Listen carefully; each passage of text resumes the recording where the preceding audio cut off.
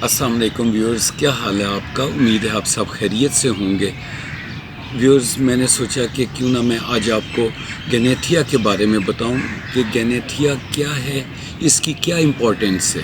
دراصل گینیتھیا جو ہے اینی تھنگ اباؤٹ دی مینڈیبل جو بون، یہ جو ہے یہ بہت امپورٹنس رکھتی ہے، چاہے انسانوں میں ہو اور یا جانوروں میں ہو۔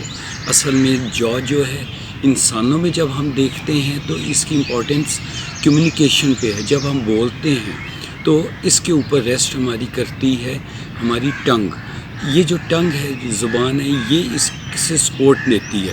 پھر ساتھ ہمارے نیچے کے دانت آ جاتے ہیں، یہ بھی سپورٹ کرتے ہیں ہماری کمیونیکیشن کو۔ ساتھ ہماری جو فیس بیوٹی ہے اس کے لیے ہے، کھانے کو چبانے کے لیے بھی یہ بہت فائدہ مند ہے، اور اس کا اگر یہ نہ ہو تو اس سے کافی پرابلم آتی ہے۔ اب دیکھا جائے تو اگر جانوروں میں ہم دیکھتے ہیں تو جانور اس کو استعمال کرتے ہیں کہ کوئی انہوں نے چیز کھانی ہے، جب شکار کریں گے تو وہ نیچے کے جبڑے کو استعمال کرتے ہیں۔ ویسے تو وہ دونوں اوپر اور نیچے، لیکن اس میں بھی نیچے کا جبڑا جو ہے وہ کافی امپورٹنس کا ہے، جو ہے یہ انسانوں میں کمیونیکیشن کے لیے بہت ضروری ہے۔ اب ہماری کمیونیکیشن اگر نیچے کے جبڑا صحیح پوزیشن کا نہیں ہے، اس کی الائنمنٹ اگر پراپر نہیں ہے تو اس کو ہم پراپر پروننسیٹ ہم لفظوں کو نہیں کر سکتے۔ اب اگر اس کی الائنمنٹ بھی صحیح نہیں ہے تو ہم کھانا بھی نہیں کھا سکتے۔ کھانا کھاتے ہوئے جو ہے کھانا منہ سے باہر گر جائے گا۔ اب میں آپ کو بتاؤں کہ اس کی گینیتھیا کی یا جبڑے کی جو پوزیشن کے مطابق یہ جو ہے یہ اس کی دو ٹائپس ہیں۔ مائکرو گینیتھیا، جس میں کہ سائز جو ہوتا ہے جیسے کہ اس کا نام بتا رہا ہے کہ چھوٹے سائز کا، اور میکرو گینیتھیا میکرو سے مراد ہے کہ بڑا سائز، کہ جب جبڑے کا سائز عام الائنمنٹ سے، عام روٹین سے زیادہ ہوگا تو اس کو میکرو کہیں گے، اور اگر اس کا سائز عام روٹین سے ہٹ کے ہے، سائز چھوٹا ہے، تو اس کو ہم مائکرو گینیتھیا کہیں گے۔ اب مائکرو گینیتھیا کا اگر ہم دیکھیں تو جب جبڑے کا سائز چھوٹے سائز کا ہو، جو چھوٹا ہوگا تو اس میں ہم دیکھتے ہیں کہ اس سے کمیونیکیشن کے اوپر بہت ہوگا فرق پڑے گا۔ جو ہم ساؤنڈس ہم بولتے ہیں، اگر اسپیچ کے مطابق دیکھا جائے تو واولس تو صحیح آئیں گے چونکہ وہ تو گلے سے آواز آ رہی ہے، لیکن جو کانسوننٹس ہیں، واول کے علاوہ جو ورڈز اینڈ لیٹرز ہیں وہ صحیح پروننسیٹ نہیں ہو سکیں گے۔ اس کے علاوہ اگر ہم دیکھیں کہ کھانا کھاتے وقت جو ہے، کھانا کھاتے وقت بھی چونکہ جبڑے کا سائز چھوٹا ہوگا، پراپر چو نہیں ہو سکے گا۔ جب ہم پراپر چبا نہیں سکتے، کھا نہیں سکتے، اگر کوئی گوشت ہے تو وہ بھی پراپرلی چھوٹے سائز کا چو نہیں ہو سکتا، اس کی وجہ سے انڈائجیشن کے کھانا صحیح اگر سائز کا نہیں جائے گا تو صحیح طرح سے ہضم نہیں ہوگا۔ میں اب آپ کو مائکرو گینیتھیا کے بارے میں بتاؤں گا کہ کون کون سے سنڈرومز ہیں جن میں مائکرو گینیتھیا یا جبڑے کا سائز روٹین سے چھوٹا ہوتا ہے۔ ان کے اندر جو سنڈرومز جو زیادہ کامن ہیں وہ یہ ہیں: Treacher Collins syndrome, hemifacial microsomia, Beckwith Wiedemann syndrome, Stickler syndrome, Pierre Robin sequence اور syndrome, cleft palate, cleft lip, Goldenhar syndrome. اب میں آپ کو ٹریچر کولن سنڈروم کے بارے میں بتاؤں گا کہ کون کون سے ایسے فیچرز ہیں کہ جن کو دیکھ کے ہم کہہ سکتے ہیں کہ یہ بچہ جو ہے اسے ٹریچر کولن سنڈروم کا نام دیا جا سکتا ہے۔ اس کے اندر اگر ہم دیکھتے ہیں کہ سب سے پہلے تو جبڑے کا سائز چھوٹا ہوتا ہے جسے ہم مائکرو گینیتھیا کہتے ہیں۔ اس کے بعد جو منہ کا سائز ہے وہ چہرے کی مناسبت سے بڑے سائز کا نظر آتا ہے جسے میکروسٹومیا کہتے ہیں۔ اب اس کی جو چیک بونز ہیں وہ یا تو نہیں ہوتی یا جو ہے وہ چھوٹے سائز کی ہوتی ہے۔ ناک جو ہے وہ پن پوائنٹ ہوتا ہے، پوائنٹڈ ہوتا ہے اور بڑے سائز کا ہوتا ہے، اور اس میں اس طرح کے بچوں میں کلیفٹ پیلیٹ پایا جاتا ہے۔ دوسری قسم جو ہے وہ سنڈروم جو ہے وہ ہیمی فیشیل مائکروسومیا.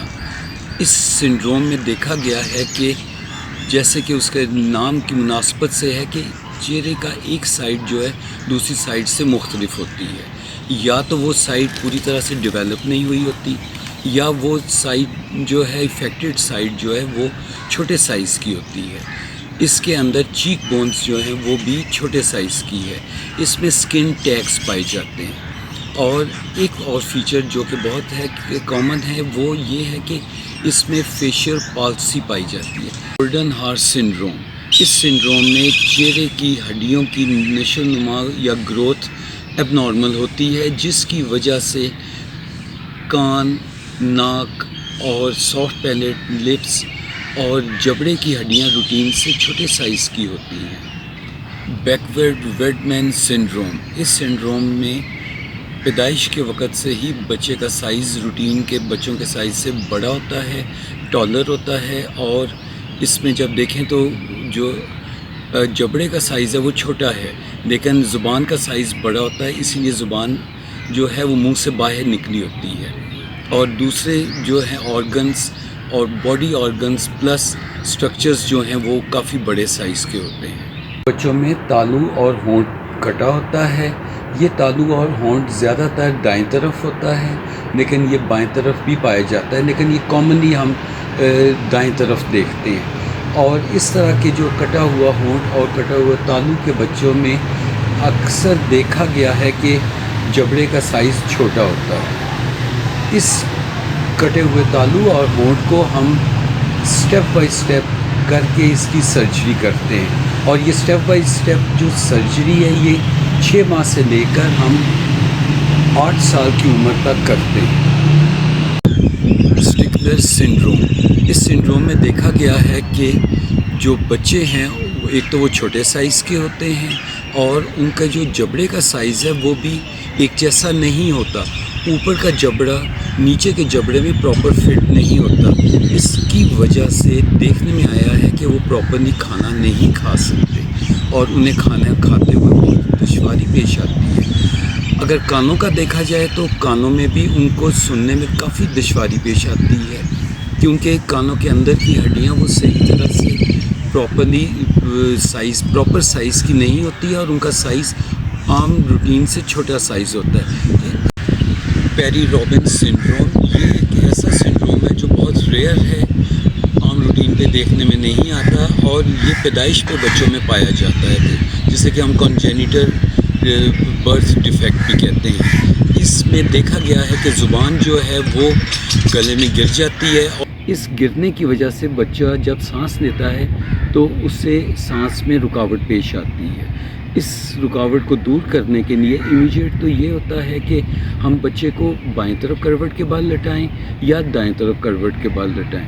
لیکن اگر رکاوٹ بہت زیادہ ہے تو اس سے ہمیں سرجیکل ایمرجنسی میں جا کے ٹریکیوسٹمی کرنی ہوتی ہے. ٹریکیوسٹمی سے ہم گلے سے سانس کی نالی کھول دیتے ہیں. اس طرح سے سانس بچے کا بحال ہو جاتا ہے. پیجٹس ڈیزیز آف بون. یہ ایک chronic auto immune inflammatory disease ہے. اس میں دل کے وال اور خون کی جو نالیاں ہیں ان کے اندر کیلشیم جمع ہونا شروع ہو جاتا ہے، اور دیکھا گیا ہے کہ گردے کے اندر بھی کیلشیم کی پتھری بننی شروع ہو جاتی ہے. ایکرومیگیلی جو ہے اس کے اندر گروتھ ہارمون کی اوور سیکریشن شروع ہو جاتی ہے. دماغ کے اندر جو ہے گروتھ ہارمون پیچوٹری گلینڈ میں زیادہ بننا شروع ہو جاتا ہے. اس کی وجہ سے دیکھا گیا ہے کہ نہ صرف جبڑے کا سائز بڑھ جاتا ہے بلکہ جو ہے اسکل بون اور ہاتھوں کی ہڈیاں، پاؤں کی ہڈیاں اور دوسری ہڈیاں جو جسم کی ہیں ان کا سائز بھی بڑھ جاتا ہے. ایسے افراد میں دانتوں کے درمیان سپیس بڑھ جاتی ہے، جس کی وجہ سے ان کو کھانا چبانے میں کافی دشواری پیش آتی ہے. ان کا جب کارڈک سائز، دل کا سائز دیکھا جائے تو وہ کافی حد تک عام روٹین کے سائز سے بڑھ جاتا ہے. ان کی چھاتی دیکھی جائے تو وہ بیرل شیپ بن جاتی ہے. امید کرتا ہوں کہ آپ کو میری یہ انفارمیشن اچھی لگی ہوگی. کمنٹ سیکشن میں فیڈ بیک دینا مت بھولیے گا. اپنی دعاؤں میں یاد رکھیے گا اور ملتے ہیں اگلی ویڈیو میں نئے ٹاپک کے ساتھ. اللہ نگہبان.